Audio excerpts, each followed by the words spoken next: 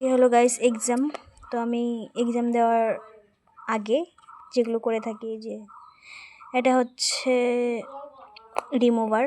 তো আমার এই নখগুলো দেখতে পাচ্ছ কীরকম হয়ে গেছে, তো এগুলো পরিষ্কার করবো। তারপর এটা হচ্ছে পাখা, এটা দিয়ে হাওয়া খাচ্ছি। আজকে কিন্তু পরীক্ষা গাইস, একটু হাওয়া খায়নি। এটা আমার মা এনে দিয়েছে গাইস, কতটা ভালোবাসা আমাকে, বুঝতে পারছো? বাট সত্যি কথা বলতে আমার বই নেই, তো কী করে পড়বো? ফোনে আমার নোট আছে, তো সেগুলো আমি একটু দেখে নিয়েছি।